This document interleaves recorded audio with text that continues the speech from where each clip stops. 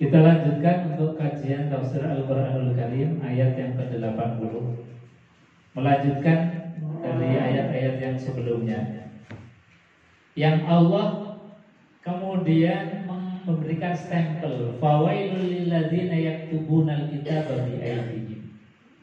Fawailun, maka celakalah orang-orang yang telah merubah-rubah kitab. Ayat-ayat Allah itu biaydihim, dengan tangan mereka. Mereka rubah-rubah sedemikian rupa sesuai dengan kebutuhan mereka. Nah, di antara yang dirubah itu mereka mengatakan waqalu lan tamassana naru illa ayyaman ma'dudah. Jadi dengan PD-nya orang-orang Bani Israel yang paham tentang kitab itu, mereka mengatakan bahwasanya enggak apa-apa merubah-rubah atau menambah menyisipkan kitab dalam rangka kebaikan, dalam menurut mereka dalam rangka kebaikan. Jadi mereka masih menganggap bahwa sisipan tambahan itu sesuatu yang baik, sehingga mereka pede. Sisipan ini mereka katakan bahwa ini memang bukan dari Allah. Meskipun Allah itu kemudian mau menghukum, pasti hukumannya cuma sebentar. Jadi sangat pede sekali. Qaqalu lan tamassana nar illa ayyamam ma'dudah. Oke lah, kalaupun misalnya saya ganti nambah ayat, nambah atas nama Allah, dimasukkan ke dalam neraka, itu pun kata mereka paling ya ayyamam ma'dudah, beberapa hari saja. Padahal ini konsekuensinya luar biasa.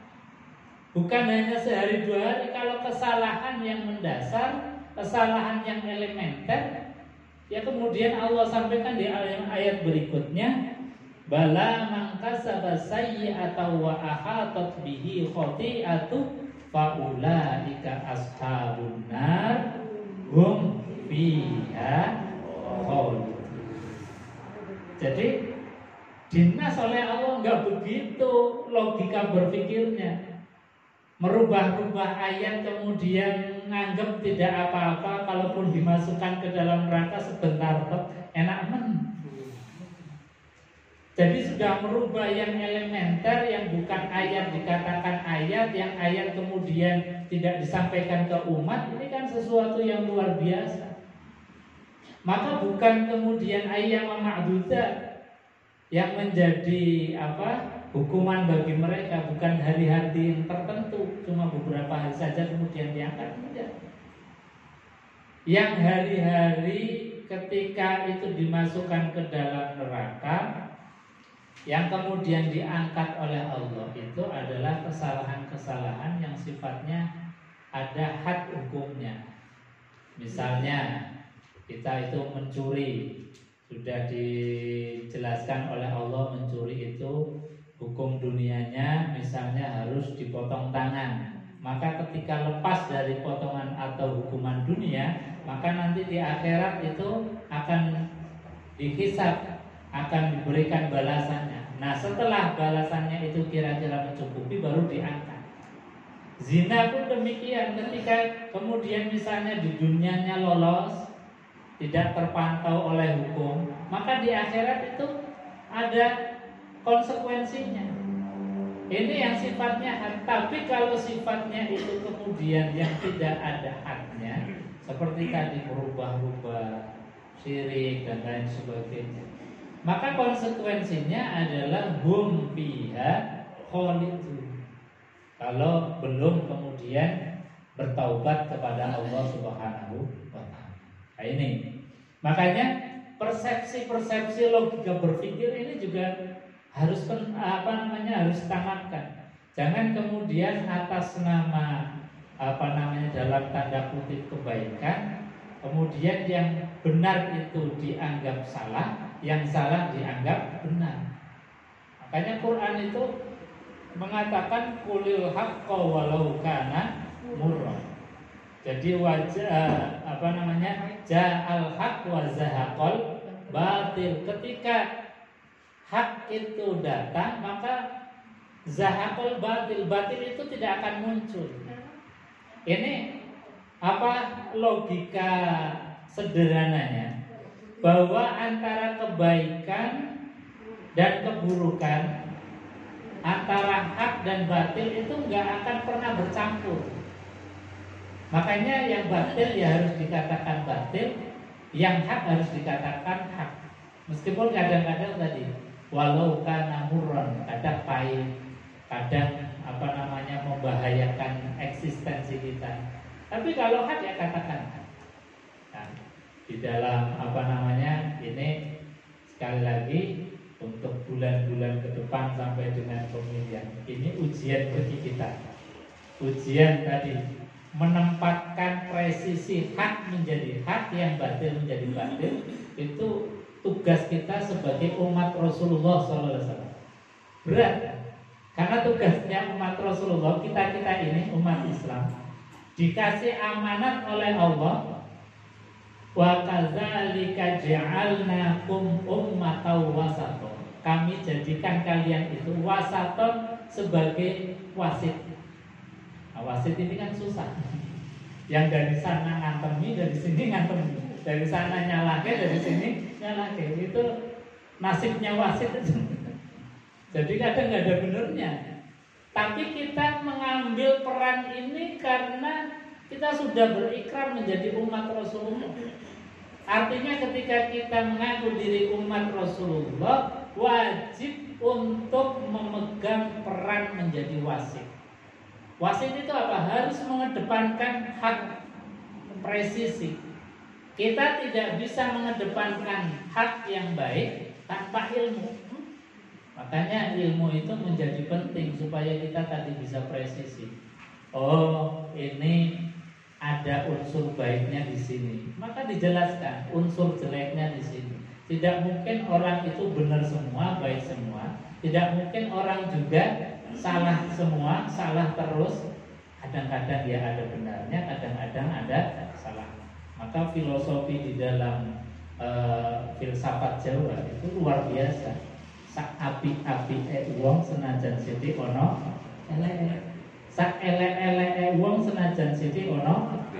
Ini sebetulnya filsafat yang luar biasa, dan ini manusia banget, manusia ya begitu.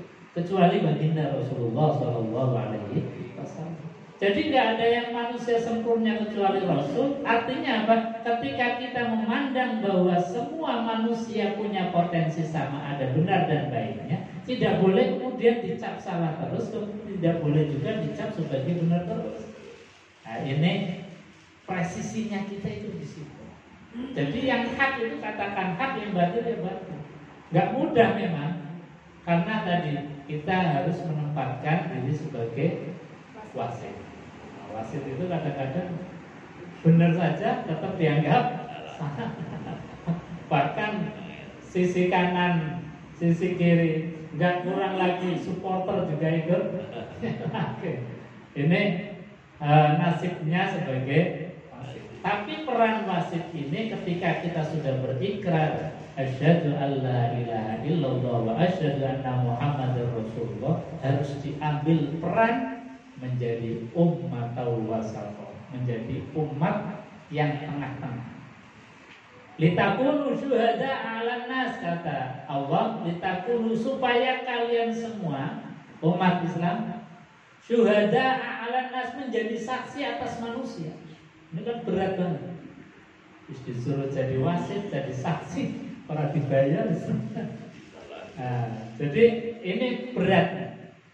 Berat, tapi kita menjadi manusia yang mulia, menjadi umat yang termulia karena tadi dikasih amanat yang luar biasa dari Allah Subhanahu wa taala. Jadi kembali kepada ayat tadi, bahwa kepedeannya orang-orang Bani Israel yang kemudian merasa mau apa-apa, menyisipkan, menambahkan kalimat yang sebetulnya bukan ayat-ayat dari Allah, kemudian dikatakan bahwasanya hadza min indillah, ini adalah dari Allah Subhanahu wa taala. Liyashtaru bi tsamanan qalila, untuk mendapatkan dunia yang sedikit ini. Dan kepedean mereka mengatakan qalu lan tamassana nar. Bahkan kalimatnya ini menggunakan kata lan. Ini lan kalau di dalam grammar bahasa Arab itu ada la, ada lan. Lan itu maknanya adalah tidak akan pernah sama sekali. Tamassana nar, akan jilat oleh api neraka. Illa kecuali ayyam ma'dudat, hari-hari tertentu saja. Ya hanya sebentar saja lah. Ini kan kepedean benar.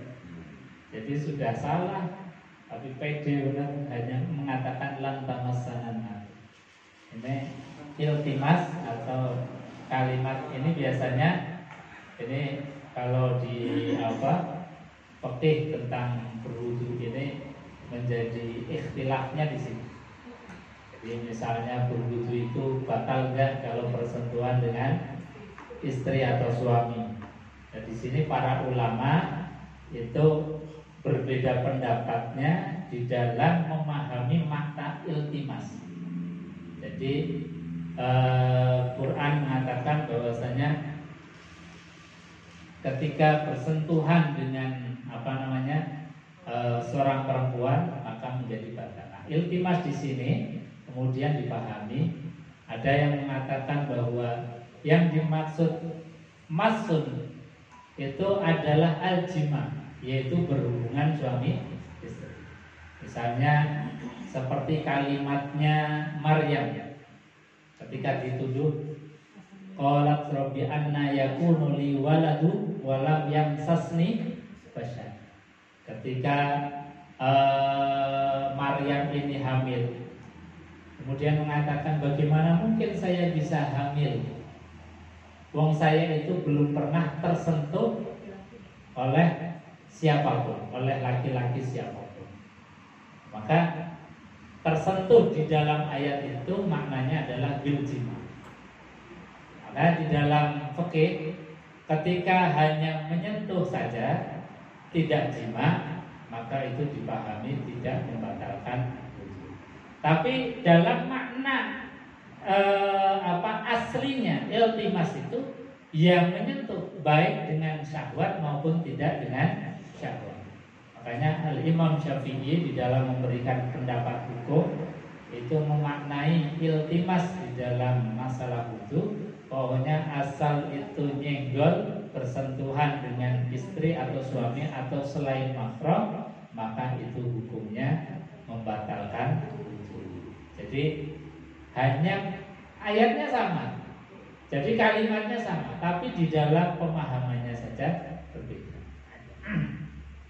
Kembali pada ayat ini, waqalu, dan mereka orang-orang kaum Bani Israel mengatakan dengan bedanya lan tamassana nar, kami ini tidak akan tersentuh oleh api neraka illa ayyaman ma'dudat, kecuali hari-hari yang sebentar saja.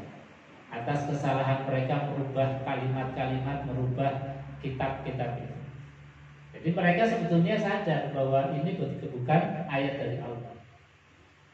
Qul attakhadtum 'indallahi 'ahdan falan yukhlifallahu 'ahdahu am taquluna 'alallahi ma la ta'lamun. Qul katakan attakhadtum 'indallahi 'ahdan. Jadi kata Allah Subhanahu wa taala atas kepedean mereka, kemudian Allah katakan, sudahkah kamu menerima janji dari Allah? Attakhadtum indallahi ahdan falan yukhlifallah, sehingga Allah tidak akan mengingkari janjinya. Am taquluna 'alallahi ma la ta'lamun, kata Allah. Jadi atau kamu mengatakan tentang Allah sesuatu yang tidak kamu ketahui. Jadi apakah betul kemudian Allah Subhanahu wa taala itu sudah menerima janji kalian, sehingga ketika kalian itu salah ada garansi dari Allah akan dihukum hanya sebentar saja? Ternyata kan gak ada garansi dari Allah. Jadi salah ya salah, kalau tidak ada taubat, tidak ada istighfar, permohonan ampun, ya tetap dalam keadaan bersalah. Dan ini menjadi legitimasi bahwa Quran itu tidak memandang dari kabilah, dari suku, dari siapapun. Dalam masalah hukum itu equal. Apakah dia itu dari kelompok Bani Israel yang mengaku diri sebagai orang yang dimuliakan Allah, atau dari kelompok manapun, tidak ada kebal hukum. Tidak ada sesuatu yang diistimewakan. Semuanya sama, equal dalam hukum. Makanya Allah sampaikan, qul attakhadtum 'indallahi 'ahdan falan yukhlifallah am taquluna 'alallahi ma la ta'lamun. Jadi apakah sudah ada garansi dari Allah? Kalau kamu salah kemudian hanya dihukum ayyama ma'dudah. Ternyata enggak ada garansi. Makanya Allah sampaikan, bala man kasaba sayyi'atan wa ahatat bihi khati'atuhu fa ulaika ashabu. Kalau salah ya sudah salah. Kalau enggak ada taubat, ya faulaika ashabun nar yang hum fiha khalidun, maka pasti akan dimasukkan ke dalam neraka yang sifatnya neraka itu khalidun, langgeng selama. Nah, ini menjelaskan menunjukkan kepada kita equality, kesamaan di dalam hukum. Itu tidak melihat dari golongan darah, status sosial, apakah dia seorang pejabat atau rakyat biasa, dari keturunan misalnya Habib atau Ajam yang sekarang juga lagi rame-ramenya. Itu tidak ada kekebalan hukum, keistimewaan hukum itu tidak ada. Bahkan Rasulullah SAW mengatakan bahwasanya jikalau Fatimah itu mencuri, maka akan aku potong. La qata'na aidi. Jadi pasti akan aku potong. Ini sebagai bentuk bahwasanya di dalam hukum itu statusnya sama. Tidak ada yang dibeda-bedakan. Tidak ada yang misalnya kelompok yang menganggap dirinya lebih baik, lebih istimewa, enggak ada. Apakah kulit putih, kulit hitam, enggak ada. Semuanya sama di hadapan. Ini kadang-kadang kita masih merasa ada tadi, kalau misalnya pribumi dan non pribumi, kulit hitam dan kulit putih, merasa kemudian yang pribumi harus misalnya diutamakan, yang non. Ini dalam Quran itu, bahkan hadis Rasulullah ketika haji wada itu pun sama. Rasulullah dalam haji wada menegaskan kembali tentang equality, tentang kesamaan di dalam hukum. Rasulullah mengatakan bahwasanya tidak ada bedanya kulit hitam dengan kulit putih, Arab dengan non Arab. Kalau sudah berada di dalam ranah hukum semuanya sama. Ini.